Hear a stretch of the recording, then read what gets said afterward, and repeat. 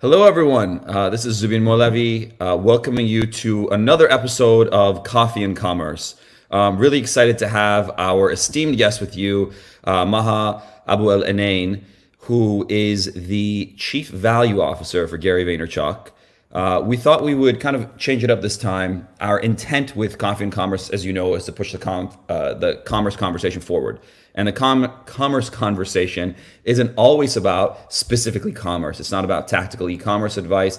While it can be, we really want to make sure that those who are starting a company and those who are building what they have understand what it takes holistically to do that. And if you're going to add value to your customers and ultimately what you're doing, you've got to have value built into your organization. So without further ado, welcome, Maha. Tell us a little about yourself.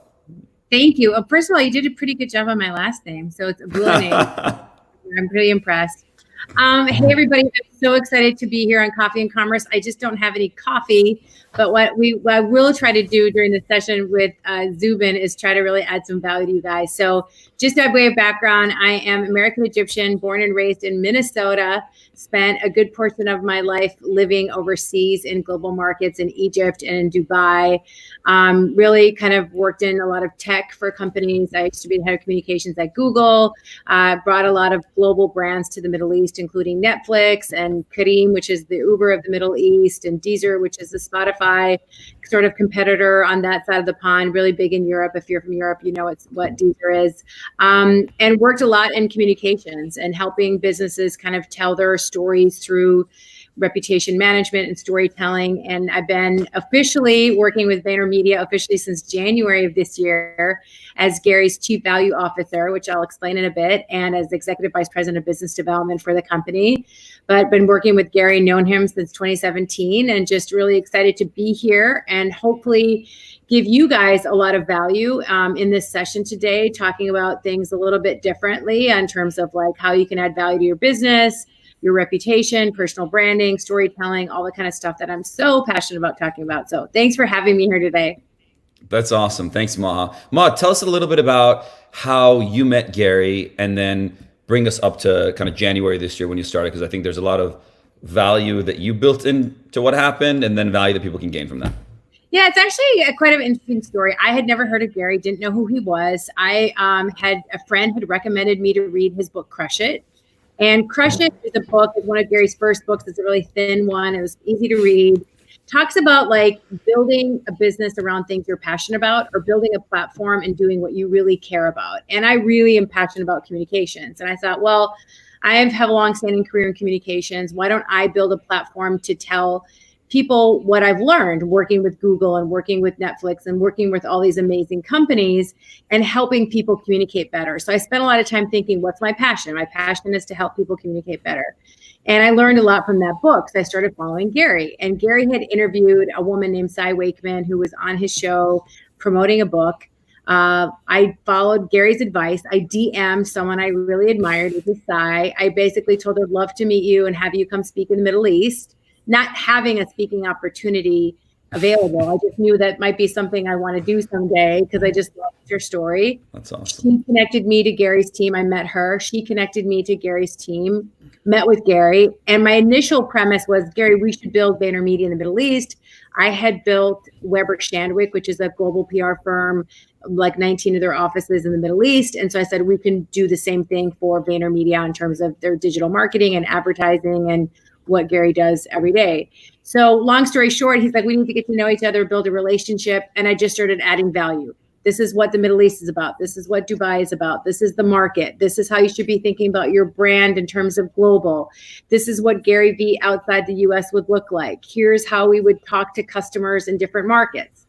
The internet gives everyone an even playing field. So your brand can work in any market. Gary could speak in any market. He could do advertising in any market. So I really spent a year, all of 2018, just talking to him about the ways I think the business could grow and how his brand could grow globally and where I think that his business and thinking was unique. And I've been living and working in the US at General Mills, living and working overseas. And I saw sort of like the value gap that, he could play in. So then we started working together just as a consultant. I have my own business. I was my own entrepreneur. And so he hired me to help him do some work for him. And I just kept on like, it's funny because Gary's not the kind of guy who gives you like scope of work and you deliver. You just want to go all in, right? You need to just add more value. I'm like, this is a man who has access to everyone and everything. What could I do that's unique that'll add value to his business? What could I do that's unique that'll add value to him? Sure.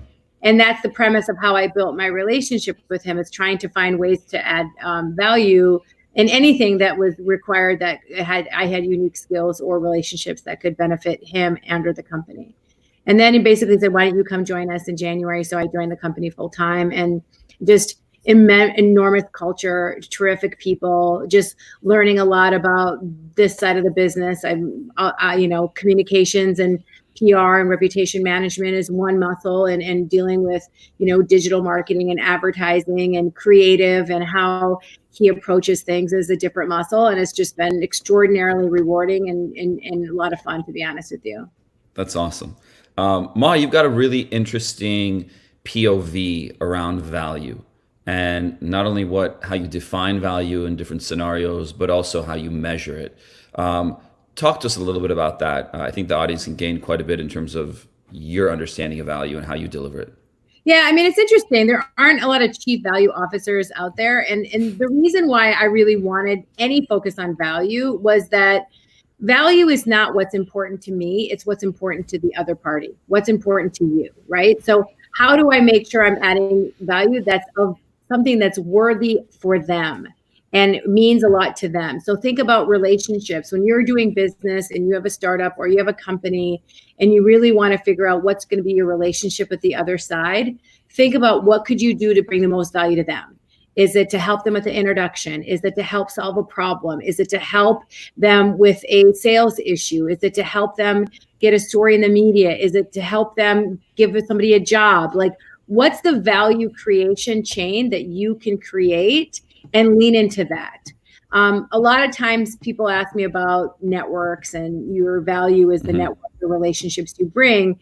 And they worry, what if I introduce A to B and then they cut me out and I'm not part of the value equation? Like, I just introduced this CEO to this CEO and I wasn't part of it. You created value. If you did something that's worthy for both A and B, you've created value for that relationship. Both of those people are going to remember and recognize that because you've created value for somebody else. Don't worry about cashing it in today or tomorrow or the next day. Sure. Continue to be consistent in creating value for the other person. But I think you bring up a really good point in there as well. Many good points, but one that stuck out for me is that you mentioned value being kind of in the eye of the beholder. And so you're providing value to somebody, but they have to benefit from ultimately the value that you're providing. I think it's also true, and you're kind of alluding to this, that it's who you're bringing value to. So you could just introduce anyone to anyone, but if they don't value the fact that you did that for them, then it becomes a really short-lived experience and a short-lived relationship. And again, that kind of value chain diminishes. So how do you, for the entrepreneurs out there that are listening, how do you know where to put that value? Because a lot of people know a lot of people, right? And they can spend their time helping XYZ person, but how do you understand who it is that you should actually lean into? Who do you help? Okay. The first person you help is yourself, right?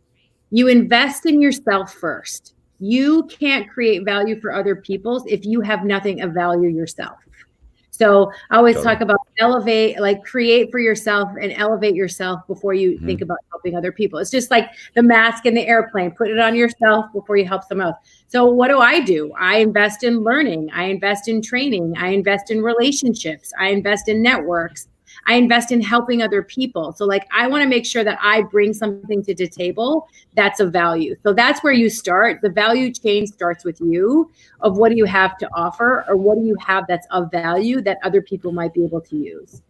The second thing is thinking about, and I do a lot of this, it's a lot about listening to where the opportunities are, reading where the opportunities are, where can I go in and add value? For example, One of the things that I'm super passionate about, and everyone in the company is going to hear me talking a lot about this, is esports and gaming. And where could we add value in that space? Where is there an opportunity that people don't understand that we uniquely can help in that space? So listening to what's happening in the market, listening to how businesses are handling supply chain, listening to the opportunities in the market, that curbside pickup and how things are happening. So where could I go in and add value to help a company develop a system to get orders that you can book through an app and go pick up curbside? That's the thing about listening that allows you to create value for that opportunity. I think there are a lot of parallels with this. As I mentioned at the onset, I mean, we're talking about commerce, but in order to have a successful commerce organization, whether you're just starting out, you're trying to hit 8 figures, 9 figures in sales, ultimately it's about that organization and the culture you're building and the value that you instill within the organization. Kind of shifting gears a little bit, I think what you mentioned about listening is really important, and listening to your consumer, listening to the market, just kind of having your eyes and ears out there. Yeah, totally. Expand on that for us a little bit. Just, being externally focused is how you stay, right? Being in your own bubble about focusing on, like, I block time off my calendar to sit and read and be externally focused to find out what's happening in the market, not just listening to podcasts, watching shows like this on YouTube, really making sure you're understanding how consumer behavior is shifting and changing. And it's not just shifting and changing because of COVID or because of the pandemic. It's just how fast things are adapting in the market every day, and how our lives have been changing because of mobile communications, and how, the shift of, our attention span, like we can't wait for things. Like if you were to say to me like 5 years ago, like a 10-second video, that sounds like really short. Like that's long. Like for me to wait 10 seconds into a video to see what it's about, like our thought process on what we think time is even, is measured has changed. Like we would never think of, let's create a 10-second video. That's 10 seconds is a long time if you think about it now. So yeah, in terms of listening, right? So you listen, you read, you consume, and then you have to react. And then there is, when you react as an organization or as an individual, you're putting yourself out there. And when you put yourself out there, there are going to be people who agree with you. There are going to be people who don't agree with you. The more provocative you are, the more polarizing you're going to be potentially. How do you manage all of that from a reputation standpoint? So I like to treat, and this is something I talk about continuously too, like I like to think about reputation in terms of currency. What's yours worth? What's the value? What are you doing to protect it? What are you doing to grow it? Like if you think of your reputation, you can have the best sales team, the best marketing engine, the best supply chain. You can have the best product with the best price. But if you don't have a good reputation, no one's going to come to you for initial business or repeat business or trust you to be, purchasing your product, or that you'll deliver what you say you're going to deliver. So when you think about listening, think about yourself. Like, what are the brands that you trust? What is the thing? What are the reasons why you trust that brand? It's because they have a good reputation. It's because they're transparent. It's because they're active in community, member of the community.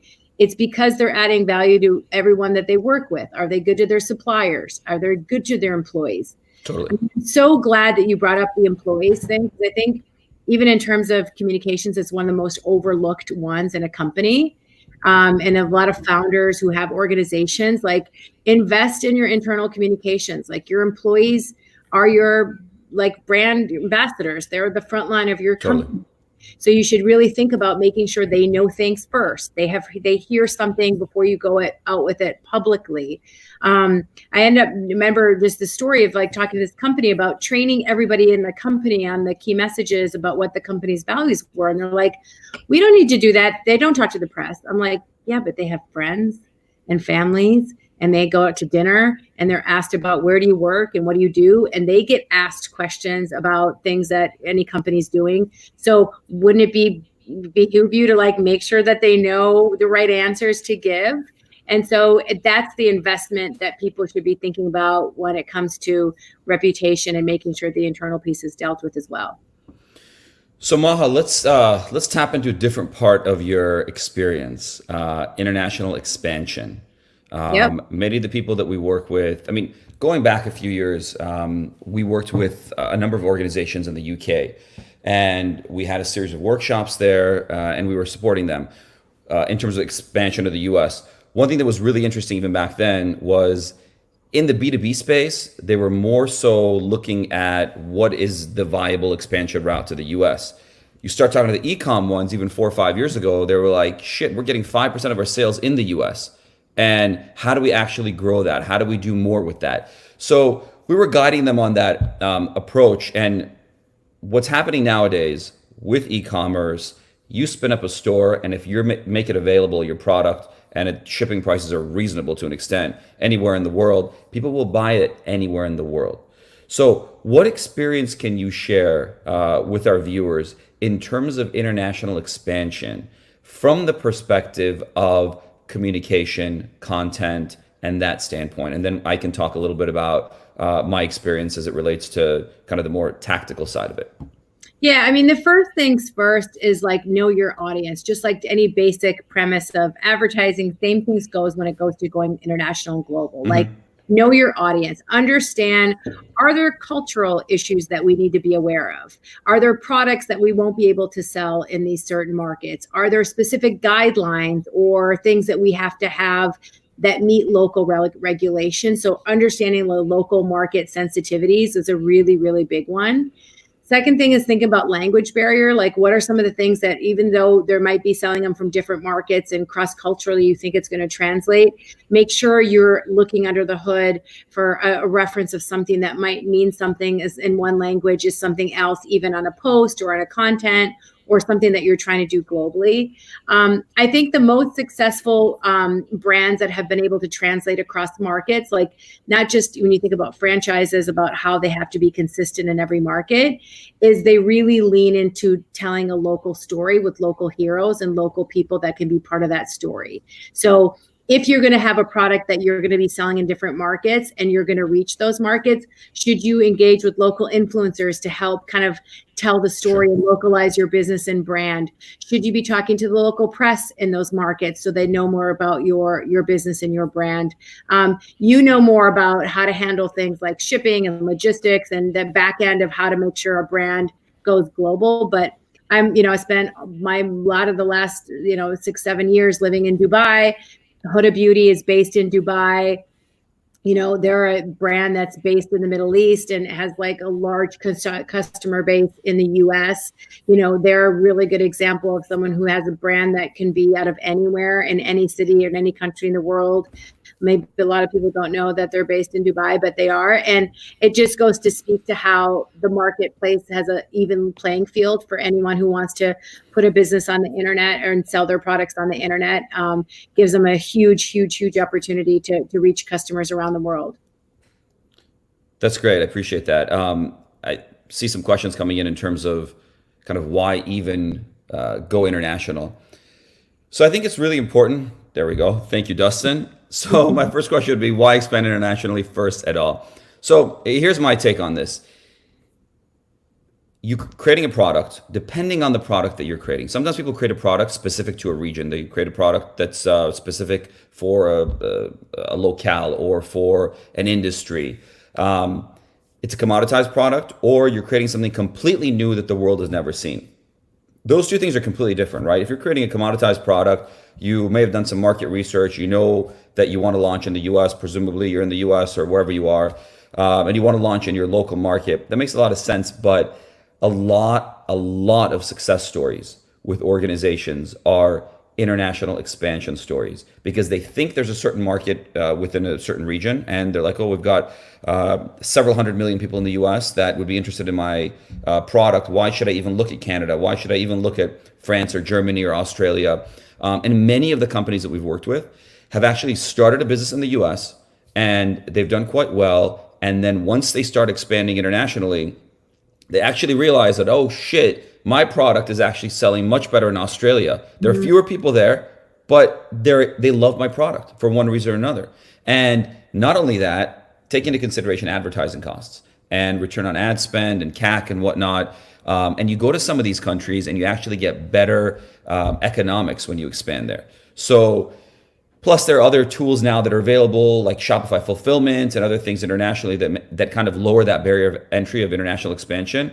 But my point would be, test the waters, right? Get what you're doing right in the region you're in. Test the waters, and then test in your native language to begin with.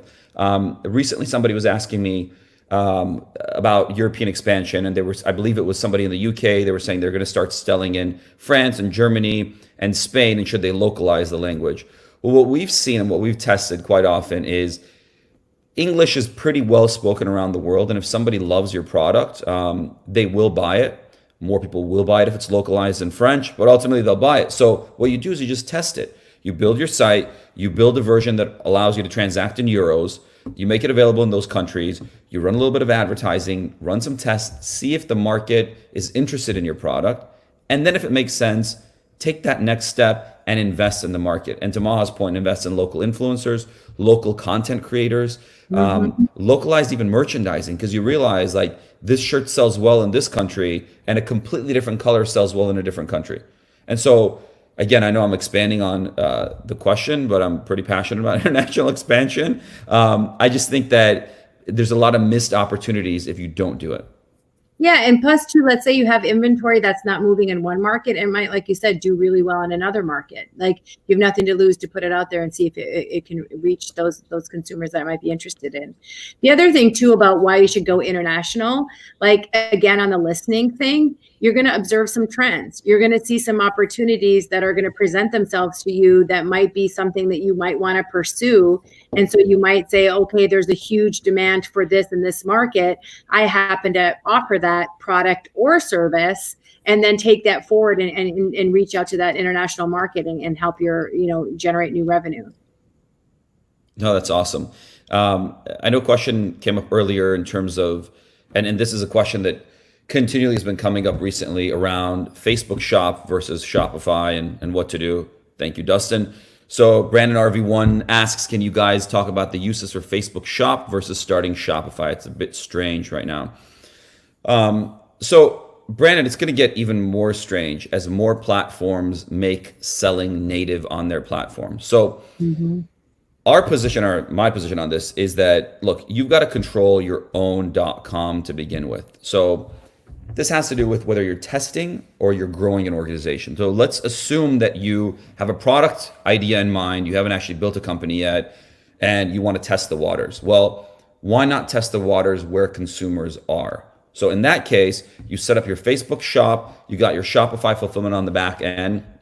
Won't cost you much, but the reason you do that is so that all your Facebook product orders and Instagram orders go directly into Shopify for fulfillment.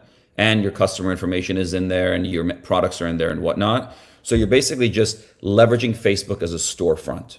And then as that works and as that grows, then you invest more in your own storefront on your .com, you drive traffic there, so on and so forth.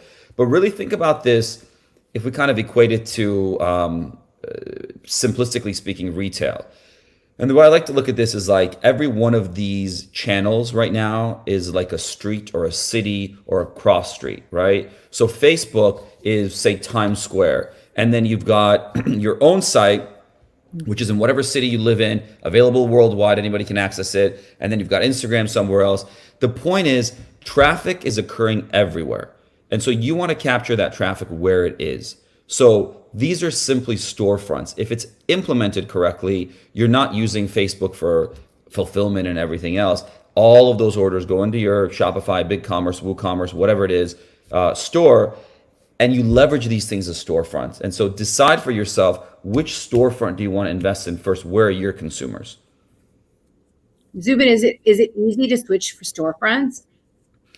So I think it has become easier. That's a really good question, Maha. So before, you would basically be like, look, I'm going to have my Shopify store, and then I've got this other thing and this other thing. With what Facebook has done, and pretty much everybody else is going to start following suit, is that Facebook store is just a storefront. The Instagram one is a storefront. And then on the back, you've got your Shopify, or you've got your WooCommerce or your Magento or whatever it is. So it's almost a headless experience where it's happening on the front end, and whatever happens, your business operations are run by Shopify, or again, whatever you choose. Now, if you want to switch from like a WooCommerce to a Shopify to a Magento, that becomes more complicated. But leveraging these storefronts is a great way to just kind of have them up front, and then you do all you run your business essentially on the back end. Okay, I have another question. Sorry, I know I'm not supposed to be asking a question. Go for it. Interesting. So, commerce has to do a lot like selling products online, but what about services? So that's a really good question. In terms of selling services online? Yeah, just because a lot of people are trying to like leverage this internet and this digital world that we're living in with COVID. So like, can I create a Shopify account to sell services, or does it only, or whatever platform, work for products?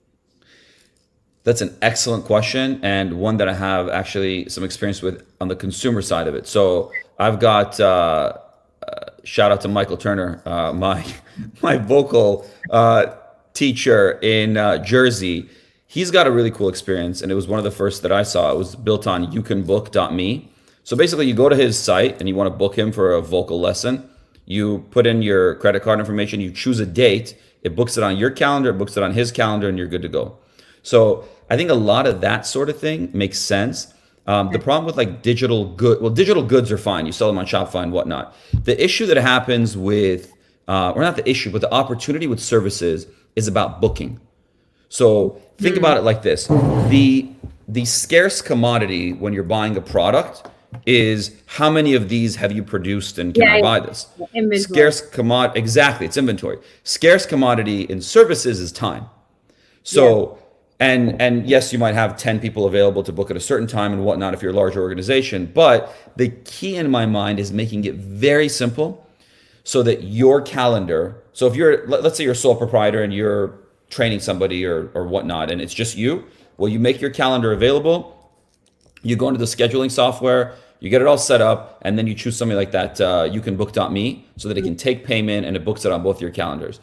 If you have more people, you make their time available, so on and so forth. But in my mind, it's all about lowering that barrier of entry. And back to the theme of this conversation, value. Like if I'm going to book you, and then I'm going to have to, there was a recent actually service that I was looking at procuring. But you had to book them, you had to pay for it, and then they would contact you for scheduling. Yeah. But the problem is, if I'm going to pay you now, how am I going to know if I'm going to get it in? It's like selling a good. If I don't know if I'm going to get my product in 8 weeks or 1 week, why would I do it? But absolutely, I think that the service side of it, and just being able to, because there's two sides now, right? There is procurement and delivery.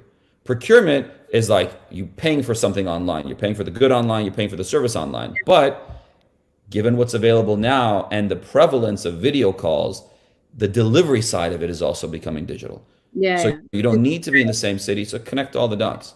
But I love your question, Maha. What else you got for us? That's it. I don't want to take up your time, but I was like, oh, I might as well ask the expert since I'm here. Yeah, no, I think that that there's a lot of opportunity. And what I'm realizing, especially in the engagement that we get online, is you've got organizations that we work with that are Fortune 500 companies that are realizing that they need to invest. Like they've had a .com, but it hasn't really been a primary focus. It's almost like a nice to have, or sprinkle. What is it, like frosting on the cake or whatever? Then you've got DTC. What was that? Or sprinkles if you want to put some sprinkles. Yeah, exactly. Or sprinkles. Then you've got DTC brands that were born digitally, and so all they know is digital, and then they're looking at retail and whatnot. And then you've got pretty much a lot of people that we engage with online, which are entrepreneurs, and they want to do something. They see the opportunity in e-commerce. Some want to build tools for it. Some want to sell products on it, whatnot. I think one really interesting area, back to Maha's point about adding value, and that if you really want to add value, you got to elevate before you create.